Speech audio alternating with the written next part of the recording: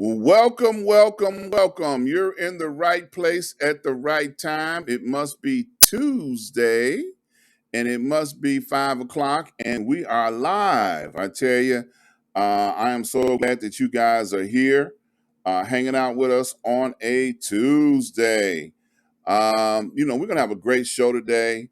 I'm so excited. We've got a very important, legendary person from the Chicagoland area sitting in with us today, Mr. Carl Davis Jr.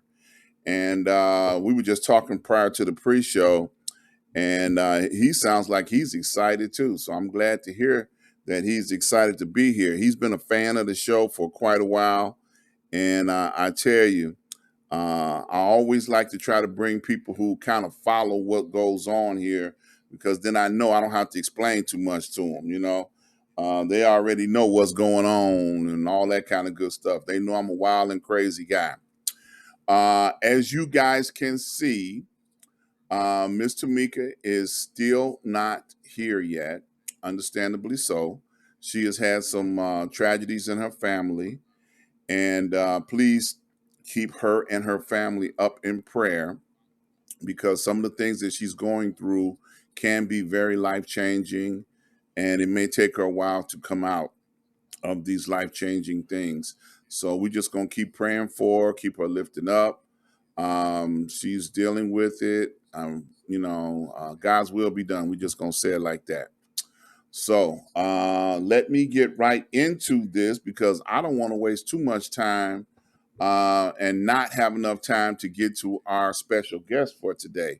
The first thing I want to do is give a couple of shout outs. One of the first shout outs I want to give is to all of our healthcare workers, all of the people that are on the front line that have been taking care of all of our family and our loved ones dealing with this pandemic, this covert situation. There's diseases that are floating through the air, that are airborne.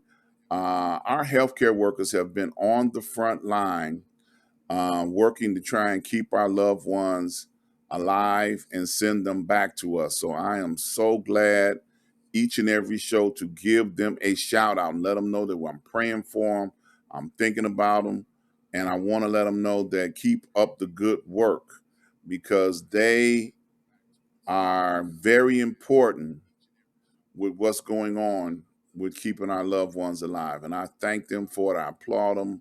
I salute them. I celebrate them every time I go live. I love to call them out by name and say, hey, we appreciate you. Healthcare heroes. They're not just workers, they're heroes. And I like to make sure that they know that somebody is appreciative of them. Also like to give a shout out to all of our spiritual leaders, all of the pastors that are on the front line, keeping us uplifted and motivated and informed on what's going on throughout this situation where there's a plague in the land. And most spiritual leaders have been seeking the face of God and understanding what's going on and being able to express that to us, so that we have an ear to hear and understand what's going on at a time and a season like this. So shout out to all of our spiritual leaders. Keep them lifted up in your prayers as well. And a special shout out to my spiritual leader, Dr. Lloyd Michael Hunt. Now, Dr. Hunt has been on each and every day for the last year, giving us information, enlightening us, letting us know what's going on with the pandemic and the things that are going on in the community, so that we can be aware of what's happening. Now, some people will say, well, I've never heard of Dr. Hunt. Where can I find Dr. Hunt? Well, let me do this right here, and I can show you where you can find Dr. Hunt at. I want you to go over to ask-dr-ron.com.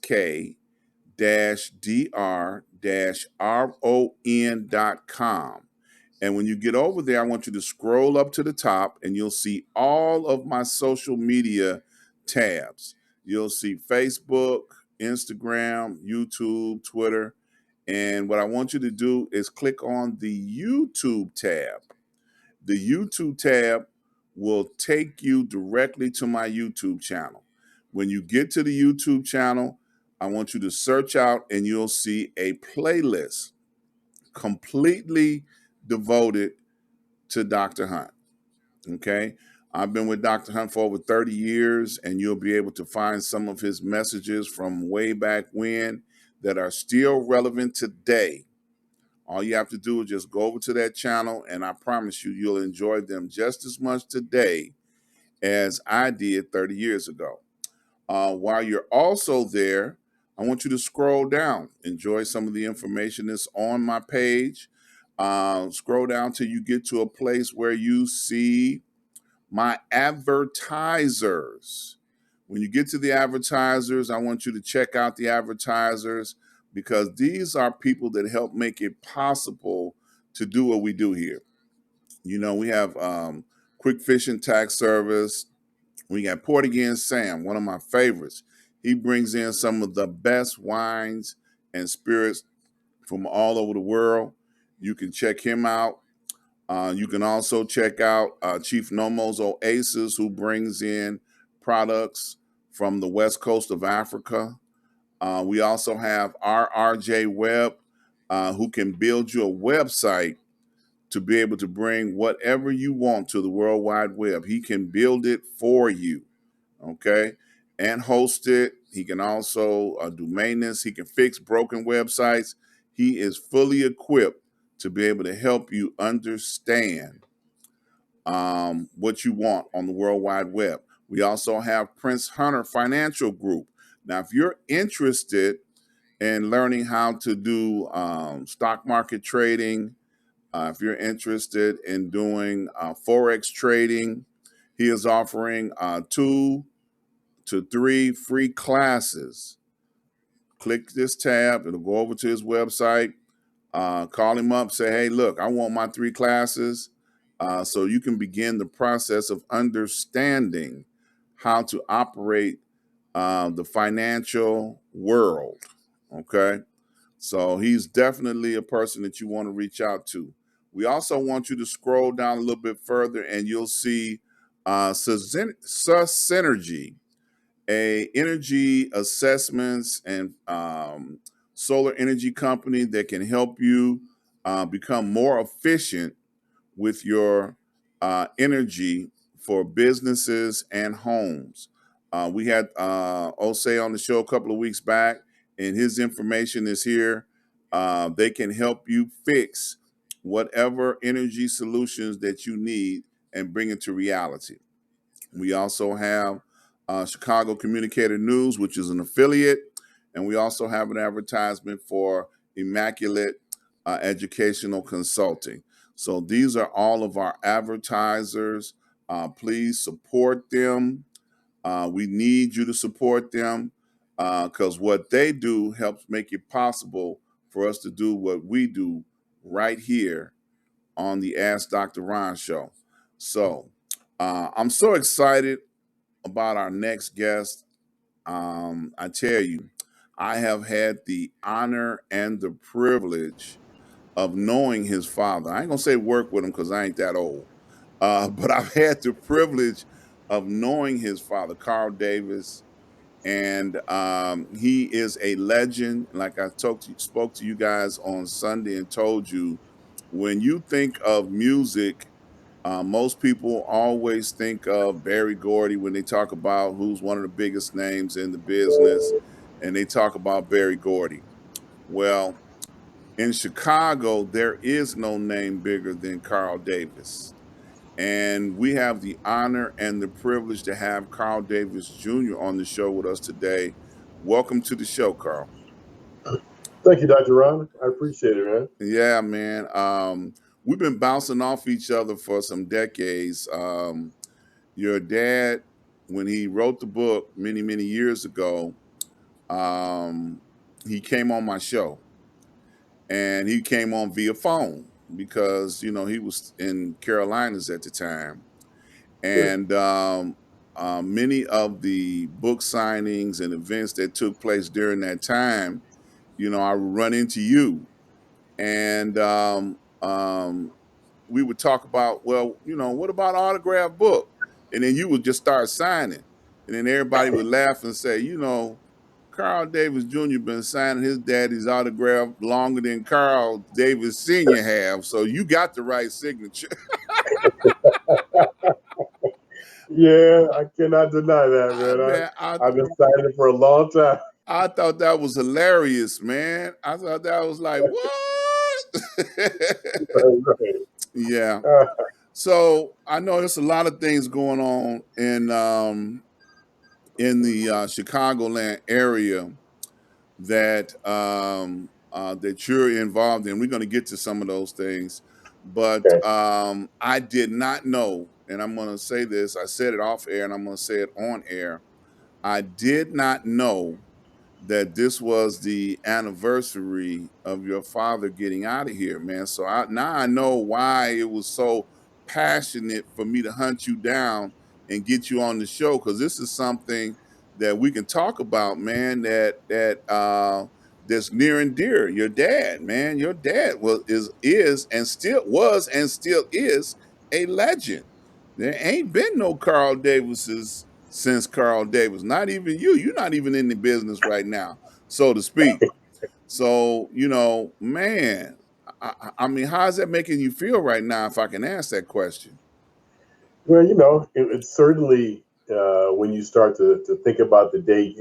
Yesterday was the ninth anniversary of his passing, and I think on Facebook I also pointed out I had a couple of videos on there where I went down a week prior to him passing, Dr. Ron, and I asked him. I said, Dad, I said, you look tired, man. Are you ready to go?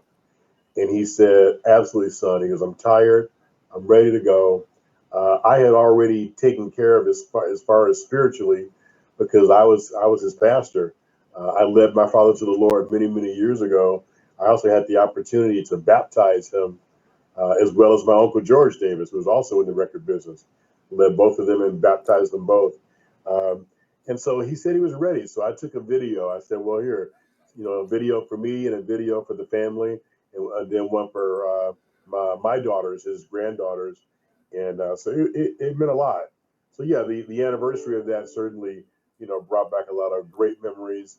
Some sad ones, but mostly just, celebrating the fact that he's no longer in pain, and he's where he needs to be.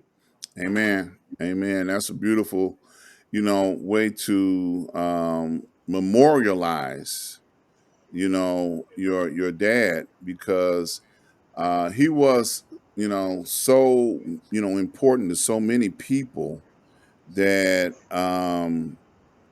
it's like, wow. And then, to be able to say, okay, I'm ready to go. And then,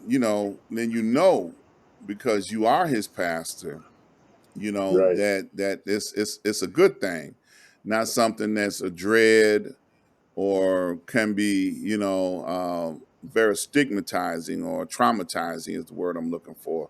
So, right.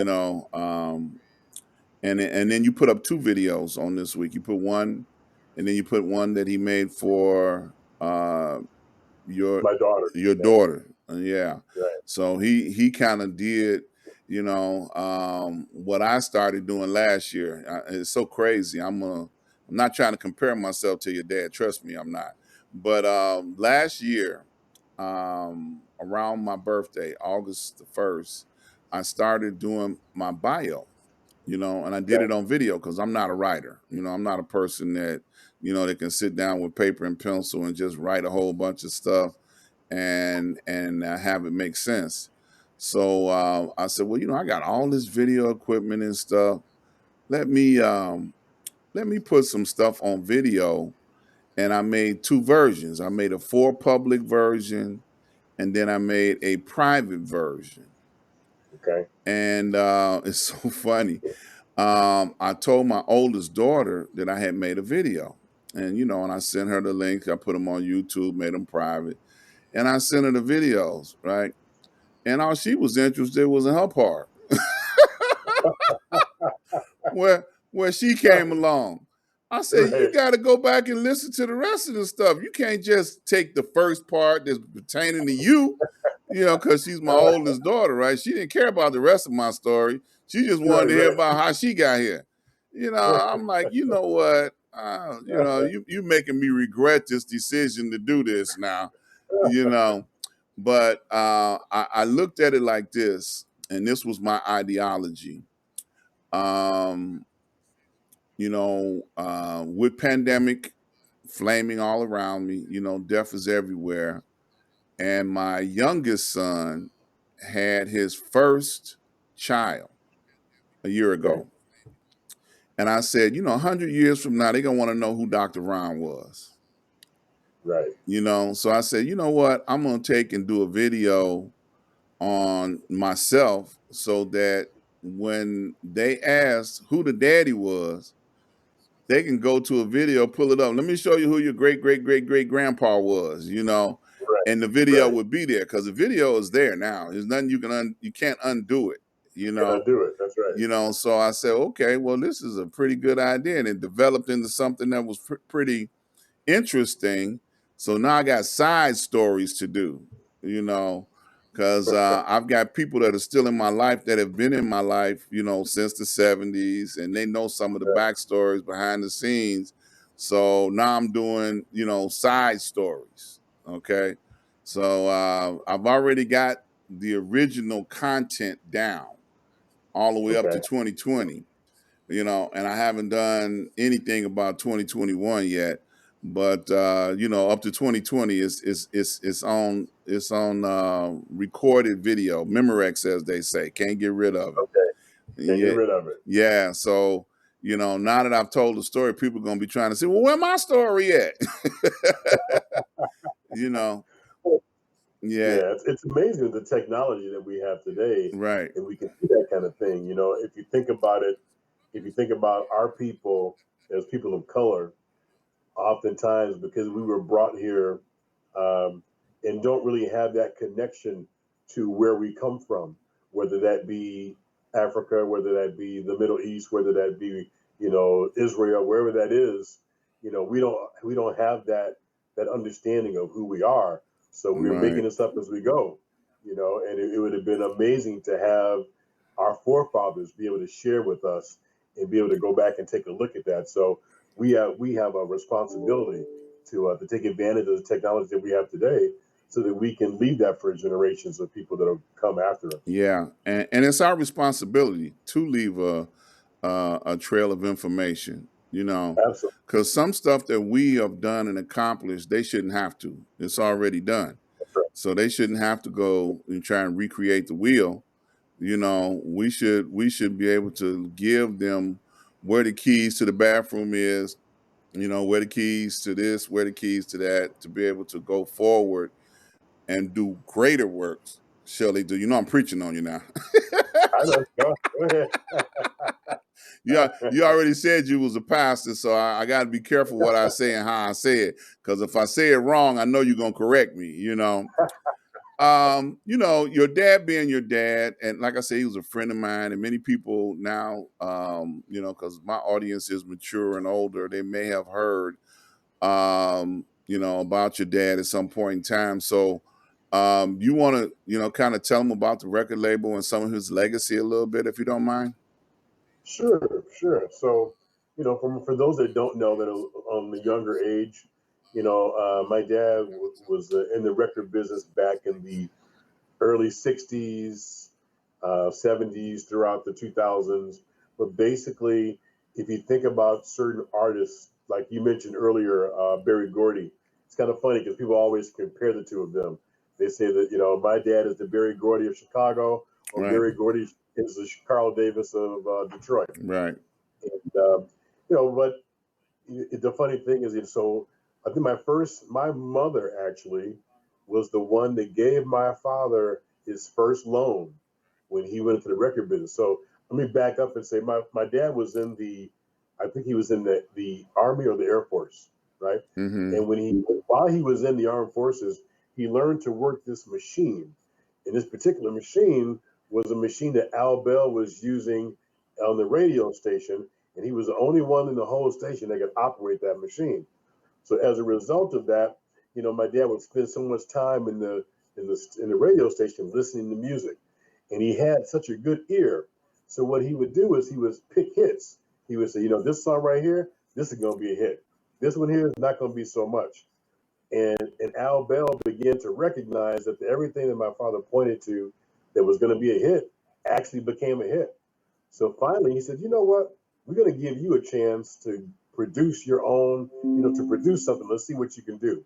So it was actually Gene Chandler with the Duques and Gene, and they wanted my dad to kind of revive his career.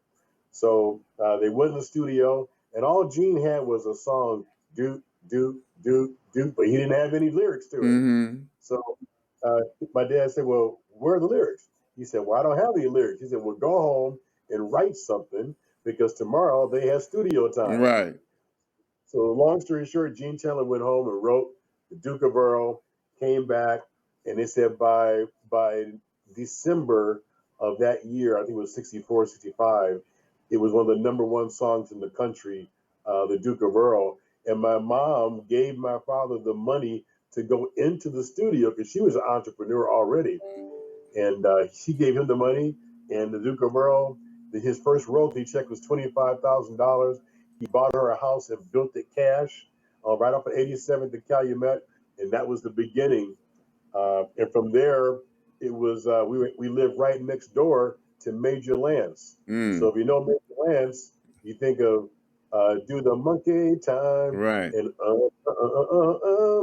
So those songs were some of the records that he was doing. And my dad said that Major was not a very good singer.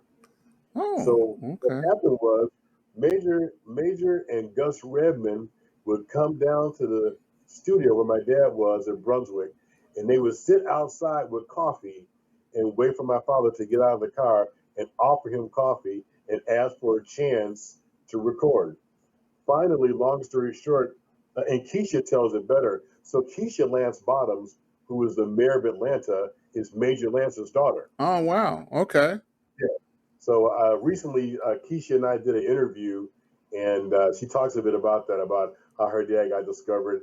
And because he wasn't a strong vocalist, my dad got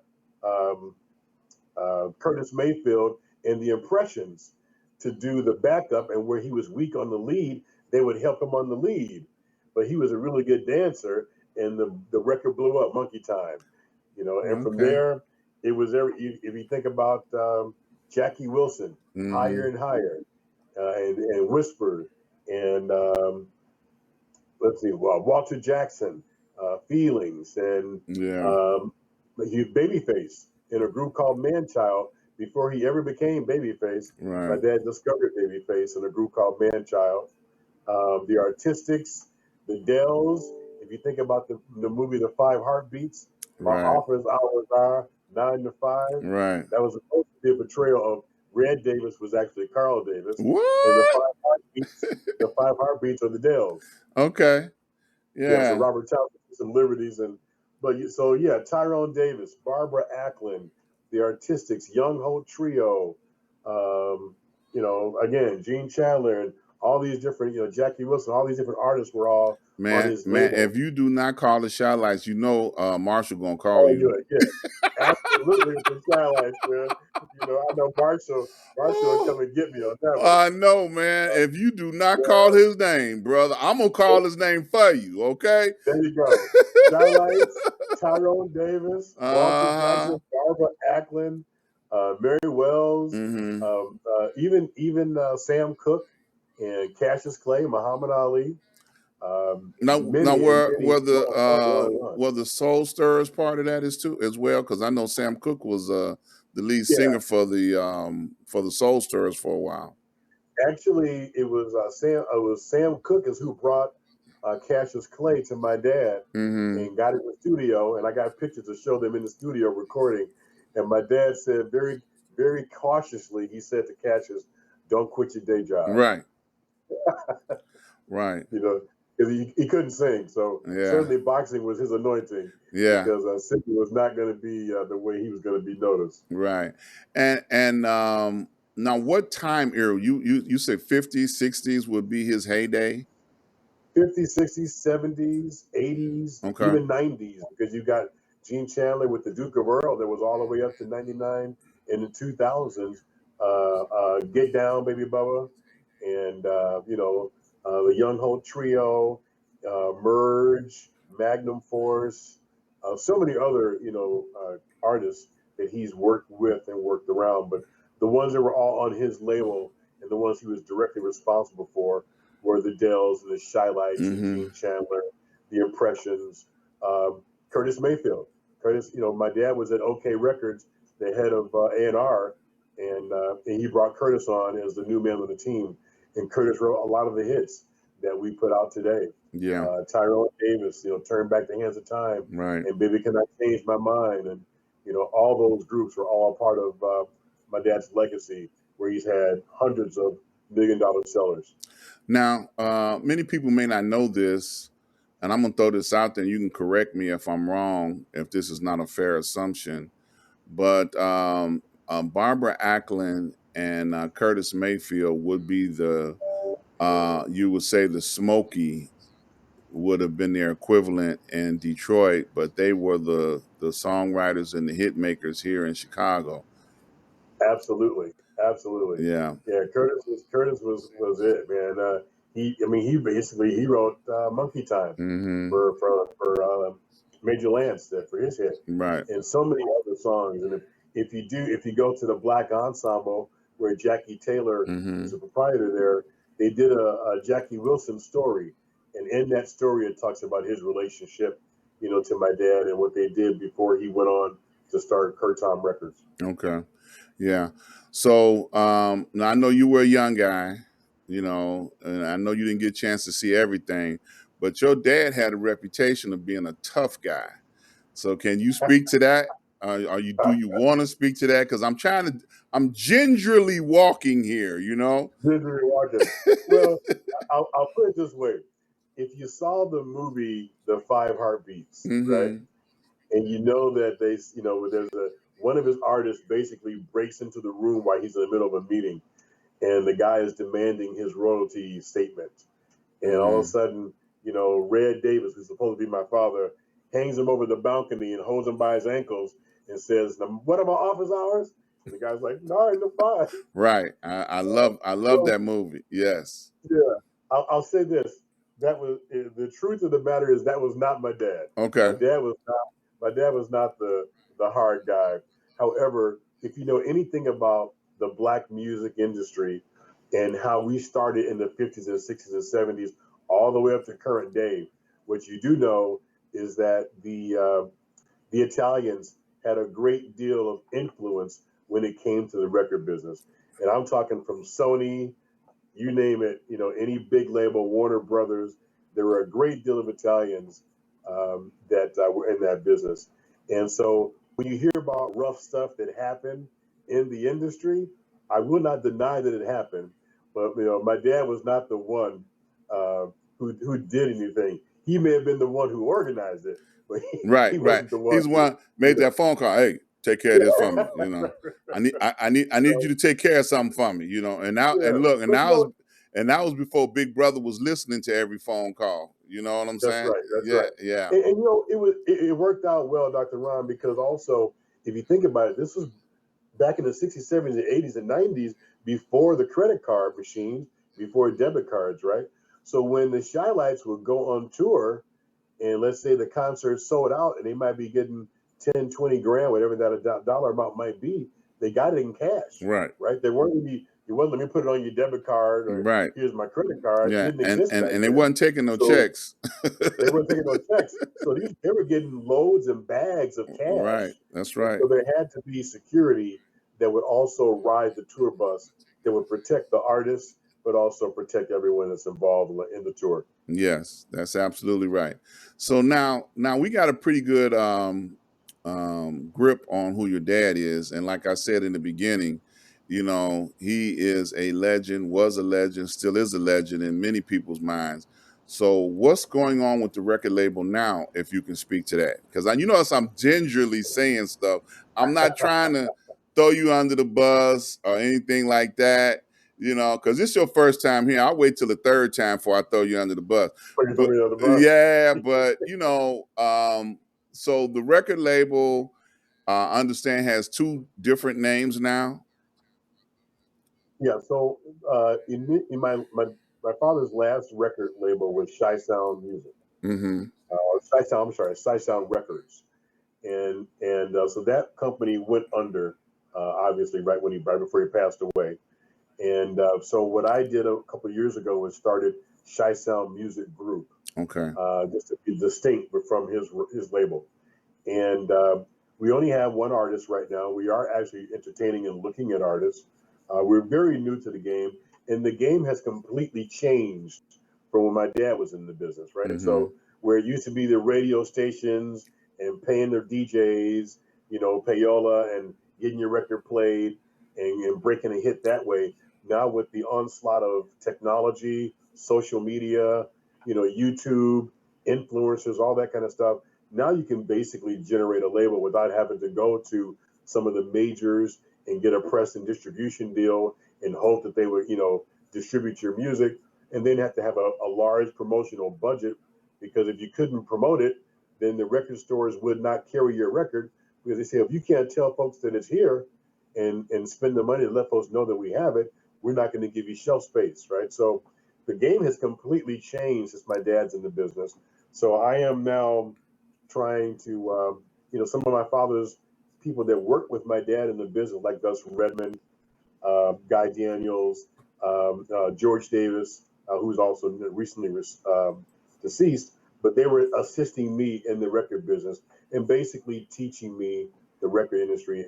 And my dad gave me this business of music book to read to understand the business. And certainly because he allowed me, because of his affluence and because of what he was able to accomplish in the record business, he was able to educate his children and put us in places where we can then now begin to take the business savvy that we learned elsewhere and apply it, to what was dear to him. So even though the record business is not my number one passion, it certainly is something that I'm trying my hand at, and I would love to see some success with it. So we got our first single out, called Peace, a long time coming, by Guy Daniels, Denroy Morgan, and the Shy Lights. And Okay. it's being played. And yeah, man, so it's on YouTube. And if you go to, it's called the GDVO, Guy Daniels Vastola Organization. And it's actually Guy Daniels. And we created a house song and a house mix to it and a dance mix. And that's what's being played on the radio today. So that would be your genre of choice, dealing with house, or you're gonna do a lot of stuff. I think we'll do a lot of stuff. We're open to hip hop. We're open to rap. My dad was a big soul guy, and Right. one of the reasons my dad never really continued past 2000 was because my dad didn't care for all the rap and the profanity and the videos of our women, wearing absolutely nothing on videos and shaking their behinds on television. He just didn't really get into that, and so I think he kind of fell behind the times because he wasn't willing to get into the gangster rap and all the cussing and the swearing. And I'm a little old school like my dad, but hey, that's what the kids listen to today, and they're the buying demographic. So if I created music that I love, it would be soulful music. If it's music that's gonna help generational wealth and to help our families to continue to grow in the record business, then it's the stuff that people are playing today. Okay. Um, and that's good to know because I know people that follow me. They're interested in things like that. Um, so is your dad's library, his catalog of songs? He still it's in the family still, or It's still it hasn't been bought by Michael Jackson's family and nothing ever. In fact, it's just the opposite. We have some of Michael Jackson's masters that Okay. they never released. Okay. Uh, All right. but we still it's still in the family, and so we're looking. There are a lot of firms out now that are looking to get those catalogs and lease those catalogs, and in some case even purchase those catalogs. I don't know that we're looking to sell them, but maybe lease them so that we can continue to grow the catalog. and speak to today's people. Okay, man. That's interesting stuff because man, you all had I would say a catalog of hits that probably remakes you can remake from now for the next 100 years and never run out of music. And Absolutely. and and once again, I'm finna quote again. There's nothing new under the sun. Some of the biggest hits out there, are the ones that are remakes. Yeah, That remix the samples. yeah, Yeah, they get yeah. out I think there and Beyonce did one of our songs. Beyonce did a Shy Light song. right, yeah, and Marshall talks about that all the time. Marshall's been on the show quite a few times, so he's a friend of the show, my brother, friend. He's always encouraging me, man. Every time I talk to Marshall, he's like, "Keep up the good work, keep up the good work." you know? Absolutely. Yeah, and he's getting his star. They're Yes, getting their Hall of Fame star soon. yeah. So I'll be going out to Are you LA gonna with go? him. You And gonna go? Okay, yeah, yeah, all we're gonna go right, out there and celebrate. And I think Smokey and Barry Gordy and all those guys will be there. So it'll be fun to man. It get a would be chance to see them great. all. Yeah, they call Marshall the godfather of singing groups. Because he is. Vocal groups. Yeah, Yeah, vocal groups. and I tell you, he loves it, man. Everybody stays in touch with Marshall, for some reason or another, and it's a beautiful thing. And this is where he all started with your dad. Yep. Absolutely. Yep. That's a beautiful thing. Well, look, I'm going to shift gears a little bit. Okay. I know you got so many things to talk about, and I don't want to leave anything off the table. But before we leave this page, I want to point out that people can get in contact with you right there at your Facebook page, facebook.com/Carl Davis, and that's the numero uno two. Okay. I know Yes, Roman y'all, numeral 2. yes. So you're Carl Davis number two, just so we Absolutely. got it. I understand because I'm a junior, but I never really used the junior myself, and then my son is the third. So he got three numbers behind his. Okay. Yeah, so I understand how you carry the name on, and well, you three now, so I don't even get to get called two. I just get to be called, Dad, Big Ron, whatever they want to call me in the family, Right. and Right. then now he's Little Ron because he's littler than me and younger than me. I know you know about all them kind of stories. I know you Yeah, I know. do. Yeah, Yeah, I can't tell you all my nicknames. oh, we're gonna leave that alone. So Yeah, yeah. I want to shift gears just a little bit Okay. because one of the things that I want to talk about is an accolades and accomplishment that has happened. Just recently in I want to say 2020. 2021. This article came out. So the work was actually done in 2020. So they acknowledged you in the Crane Chicago Business newspaper. Carl Davis is one of the notable executives in diversity and equity and inclusion in the Chicagoland area. Let's talk about that. Tell us what that's about. So, as you mentioned earlier, I kind of took a different path than my dad. I went in corporate, and I've been in corporate for many, many years. So currently, I work for a investment management, capital markets, and advisory services firm here in Chicago, a very well-known organization. We are a privately held firm, and basically, I've been the head of corporate recruitment for the organization for the past 5 years. And recently, they asked me to take over the diversity, equity, and inclusion, particularly after George Floyd's murder, when we begin to see it really, it was brought to the forefront that something has to be done about, the inequities about people of color. And so, they brought me in and asked me if I would consider the role. I did take it, and we've done a lot of great things. I've only been doing it for about maybe 7 months now, and yeah, they reached out to me, Chicago Cranes, and did a big interview, and put me in the write up, and yeah, I was impressed.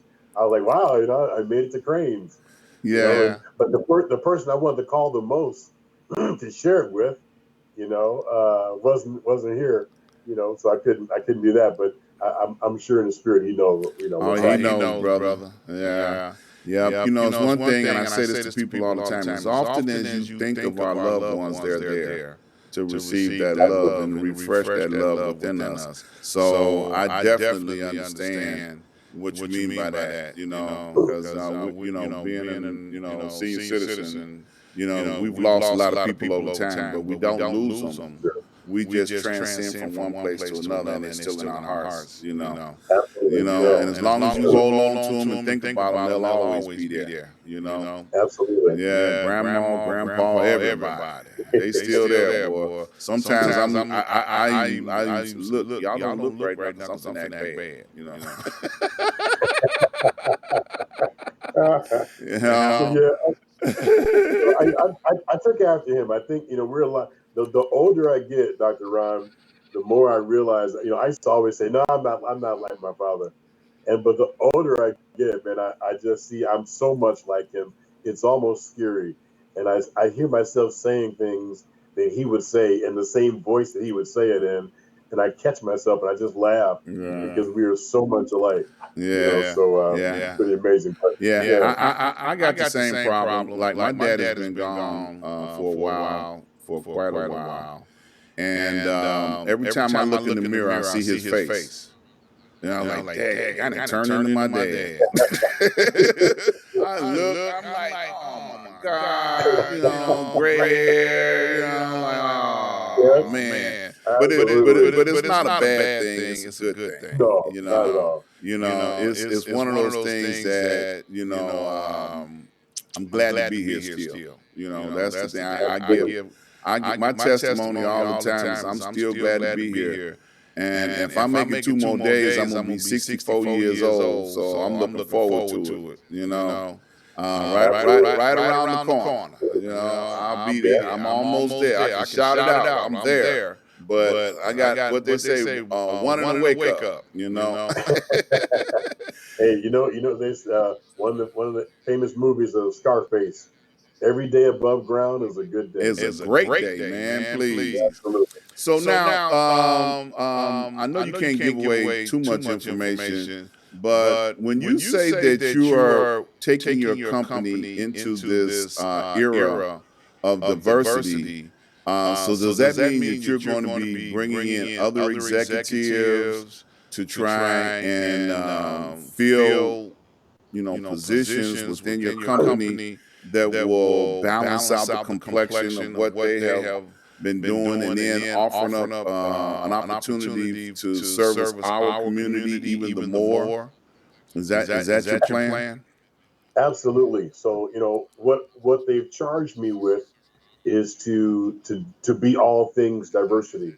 And so there's a group of us, right? I can't claim to do it all by myself. I have an executive council, and this executive council is comprised of about 9 to 10 other people of color, both Latinx and African American.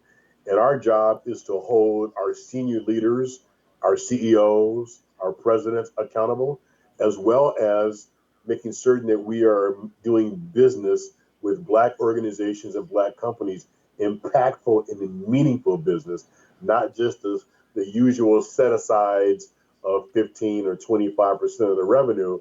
We're looking at how do we generate generational wealth, as Mm-hmm. well as what initiatives that we do. So one of the things that when I first got the role, Ron, they gave me the position, I believe, in September, October, and it was my first Black History Month as the head of DE&I. And so I was thinking, okay, what can I do? So the first thing that we did was we reached out to a firm um, that does evaluations around diversity, equity, and inclusion, Mm-hmm. and a very large firm, very well known. And they came in and they've done an audit of the entire organization, all the way from the CEO down to the guy that holds the doors open, right? Mm-hmm. And and what they were looking to evaluate is what are we doing around diversity? What does our EEOC numbers look like? Our EEOC numbers, what's the percentages of Black and Latinx and Asian American Pacific Islanders, et cetera, et cetera. And so we began to look at those things and say, okay, we are drastically underrepresented in Mm-hmm. this organization, particularly around African American and Latinx. So the first thing I did was I had the council basically were interviewed by one of our senior leaders in the firm and just asked us, first of all, how we got involved as part of the DEI council and why we joined it in the first place. And a lot of that had to do with George Floyd and the murder and kind of how we felt about watching this man die, right? Um, so what I did was a 4 Wednesday series. So the first Wednesday was them interviewing the Inclusion Council. My next week, the next Wednesday, I had the guy, the leader of that firm who's doing the project management for us. He came in and asked us questions. He talked about racism, privilege, and allyship. So, how we dealt with racism, how we got here from years and years of being back from slavery, and even prior to that, and then kind of why are we here and how do we move forward, right? And he talked about allyship, how people who are not diverse can be allies to us, and then to understand unconscious bias. And it was like sometimes we don't really, people will say, "Well, I'm not racist," and they may be true, but they don't realize that sometimes you have unconscious bias that you know merely by the way that if you grew up in an all, let's say, non-diverse neighborhood, typically if someone asks you for a referral, you're going to refer the people that you live around, the people that you work with, the people that you spend time with.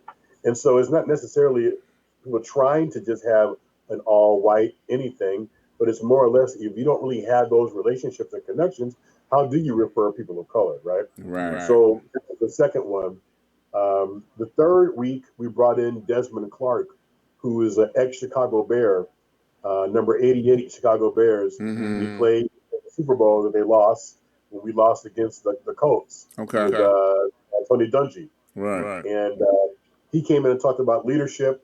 And then the fourth and final, the keynote speaker was I had Keisha Lance Bottoms on we did a fireside chat. And that's where she talks about her dad and my dad and, Right. how they got together and everything. And we talked about the voting rights. And it was just an amazing 4 week special. And that was like the big thing. And we had our customers come out. We had over 1,000 people log in to do the fireside chat because it was all done virtually. Okay. And and so that was kind of the beginning. And since that time, I've been building on kind of what we're doing. And I'm finding other diverse people to come in and share their stories. We're looking to bring in David Stewart, who's the owner of Worldwide Technology, one of the multi-billion-dollar black billionaires in this country. And hopefully doing our next fireside chat next February, as well as I'm looking at possibly having Earth, Wind, and Fire also come out and talk a little bit about diversity and what they dealt with in the 60s and 70s and 80s, racism, Right. in the music industry. Right. So I'm just basically trying to bring awareness, but also my job, to answer your question, Ron, is, what I've done recently, typically when we would have intern program, right, we decided, okay, well, how do we bring in underrepresented people within the organization? So first we thought, okay, let's bring in some interns and have them intern within the organization, let them see what it's like to be here. And then when they graduate college, they have a stronger idea about financial services because that's not something that's really taught in the black No, it's community. not. Think financial services, you think accounting. Right. There's so many other things in Right. financial services over and above accounting. And so there's this lucrative business, the most lucrative industry in the country, even over technology, is financial services. This is what makes the world go round. The S&P 500, Right. That's right. the stock market, et cetera, et cetera. And so, it's teaching and educating our people about, private equity, equity management, direct real estate investments, institutional sales and trading, you name it. We have 17 different lines of business around financial services that we do within our organization.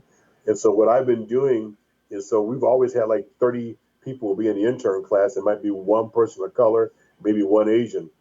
Well, I decided that was just not going to be what we're going to do anymore. So this year, for the first year in 84 years, we had 54% of all interns were all diverse. All right now. Okay? I And love then I it. said, well, not only that, but we want to make sure that that's just the entry level. But I said, well, what else can we do to bring in mid level and senior level professionals? Because, and that case, it would take an intern 20 years. I'd be dead before somebody received the C-suite. And so I said, well, we begin to do what we call a rotational program, where we go for Latinx and African American communities in different universities, and we bring them in for an interview day, and we pick the top 3 or 4, and they rotate through 4 different businesses. They spend 6 months in each one, learning at least 4 different businesses within our firm. So that at the end of that time, if they've done well, we hire them. So we're on our second cohort, going into our third cohorts, and it's just been amazing that we've been able to add people. We also reached out and got senior levels, so we wanted someone at the C-suite.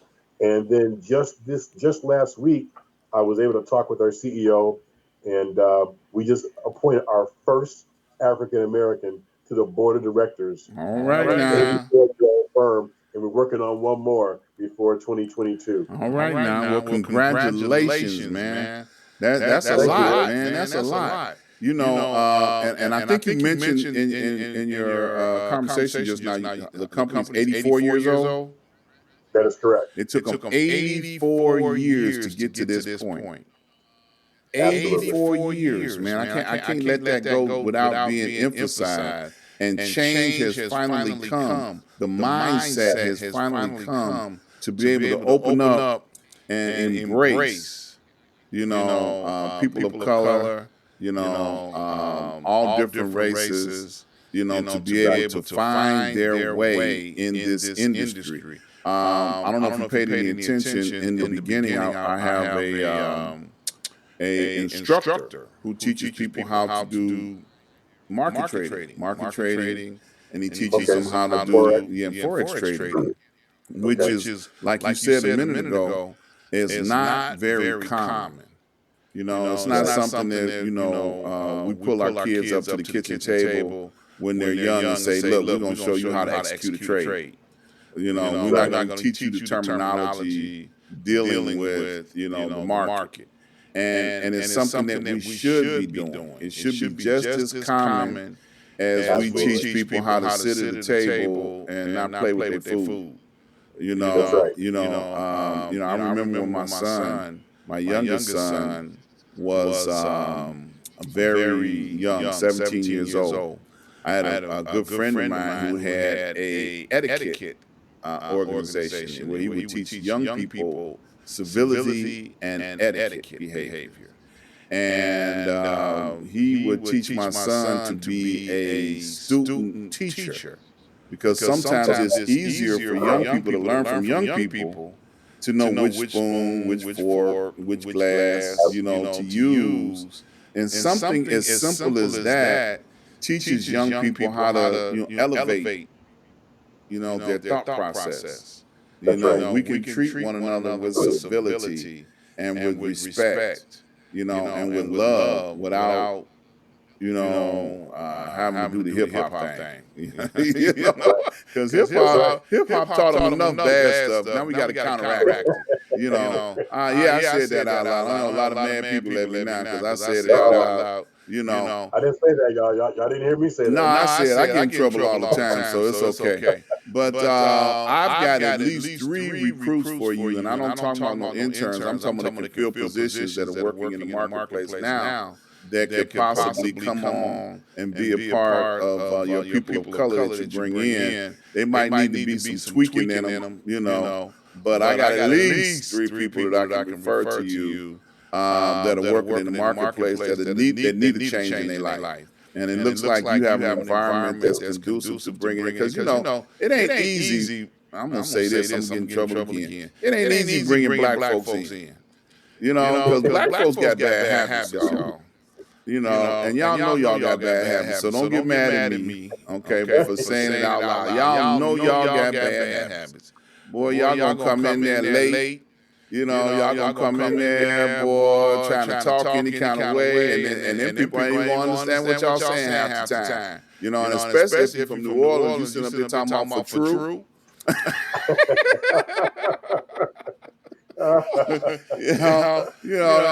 Different parts of the country, they got different languages, okay?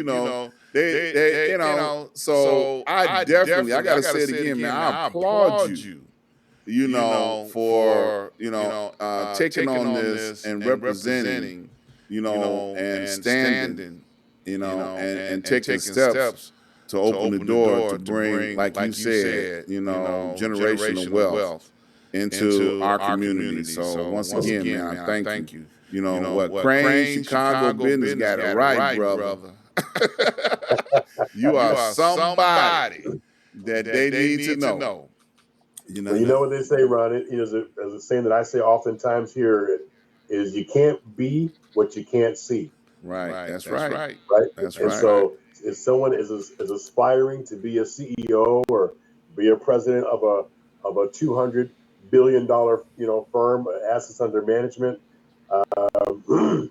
now it's possible. And I have to say, so much of it has to do with the leadership because there's a lot of firms out there that are, we'll put a little band-aid, we'll give you, but we don't want to do too much.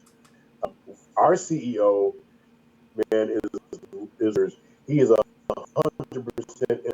I called him one day and said, "Look," I said, I think that we really need to bring in, you can't be what you can't see, and you got people that are working their tails off the organization that need to know that there's a reward for being diligent and working hard and getting an education in this industry, because you got to for so many, I don't know, hundreds of years, there have been people benefiting greatly from the financial industry, right?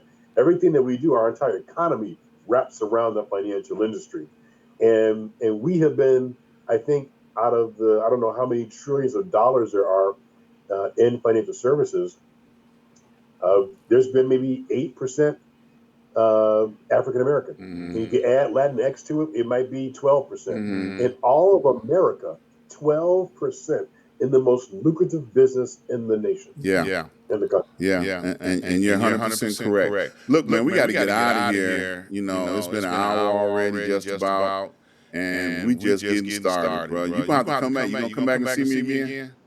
Absolutely, man. You have me, I'll be here. Yes, sir. You welcome anytime, bro. It's too long, man. You should have been here a long time ago. Yeah, well, put me on, man. Yeah, look, one more thing I want to touch on now. You said in the very beginning of the show that you were a pastor. You want to briefly talk about that? Yeah, so, I guess I should clarify. I've been in ministry for a very long time. I've been a pastoral capacity from many different churches. And at the time I was married and I was serving with my ex-wife at the time, and we pastored in couples and big mega churches as well.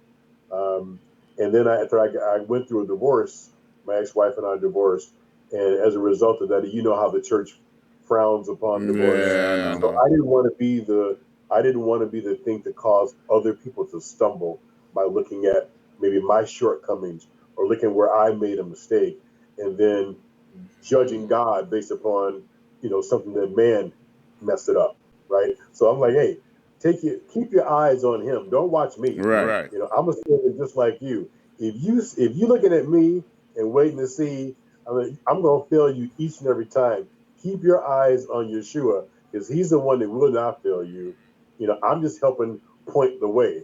And that's the way I see myself. So, I'm no longer plugged in pastoral capacity, but still attending, and just being a worshiper. That I'm a worshiper at heart. I love to worship, man, and that's kind of who I am. I've always been an evangelist because I've been in sales, and it's the same thing. Evangelist, sales, we're always one and the same. I love it. Now I'm gonna help somebody out. I'm gonna point them to the Bible, and Jesus met a woman at the well one time, and he asked that woman, was she married? And that woman responded, "No, I'm not." And Jesus' response to her was, "You have answered truthfully, because the man you with now is not your husband, or them other five guys you was with was not your husband." So, now y'all go marinate on that one. Because you could be with the wrong person is what I'm trying to say. You know, Absolutely, you can, man. so yeah, y'all go marinate on that one. Look, man, we got to get out of here, and I am once again honored and privileged to have you on my show. We're gonna have this broadcast up on my YouTube channel. Within the hour, you'll be able to go and view this. It'll be also on my Facebook, so you can review it over and over again. Find out how to get in touch with Carl. Hunt him down. Hunt him down, y'all. Make him bless you. You might have to go hold on to his coattail, but make him bless you. Don't let him go till he bless you. Bless you. Yeah. I'm gonna encourage people to go over to my website, ask-dr-ron. Please support all of my advertisers. Please support them. They help make it possible for me to do what we do here on the Ask Dr. Ron Facebook Live show. As always, I like to give my guests, an opportunity to say what it is you would like to leave with the people before you get out of here today.